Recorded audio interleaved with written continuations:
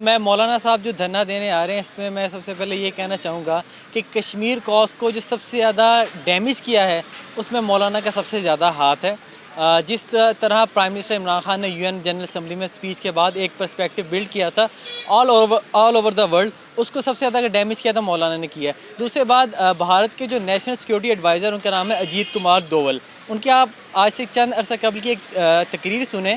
उसमें उन्होंने कहा था कि हम पाकिस्तान के अंदर कुछ मुसल्ह जत्थों को और कुछ मजहबी जत्थों को हम मुसल्ह करेंगे, उनको मोटिवेट करेंगे, उसको पाकिस्तान के अगेंस्ट इस्तेमाल करेंगे। तो जो मौलाना ये सब कुछ करते हैं, ये किसी भी मुझे इंडिपेंडेंटली करते हुए नज़र नहीं आ रहे। यकीनन उनको कहीं से बैकअप लाजमी है, वरना हिस्ट्री अगर उठा के देखें कभी भी मौलाना ने अपने ओन पे इतना बड़ा स्टेप नहीं लिया। मौलाना का ऐसा करना सिर्फ़ और सिर्फ हमें ये बताता है कि उनकी अपने पर्सनल इंटरेस्ट हैं। 22 साल से वो मिनिस्टर इनकलेव के बंगला नंबर 22 में रह रहे हैं, लेकिन उनको वो अब बंगला नंबर 22 की याद आ रही है।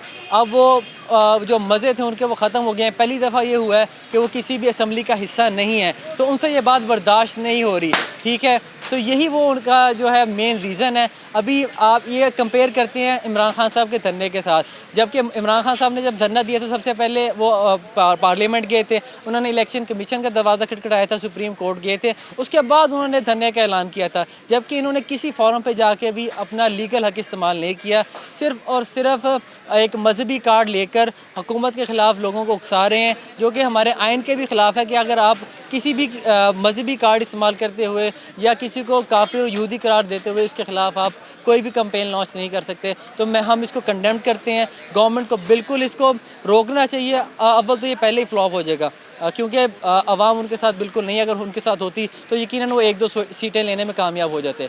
तो ये बिल्कुल फ्लॉप है। गवर्नमेंट को हर सूरत अगर वो कोई भी इश्तिहाल अंगेज़ी फैलाने की कोशिश करते हैं, उनके खिलाफ स्ट्रिक्ट एक्शन लेना चाहिए। हम किसी को ये इजाज़त नहीं दे सकते कि वो 40-50 हज़ार बंदे लेके आए, इस्लामाबाद पे हमला करे और हुकूमत गिरा दे।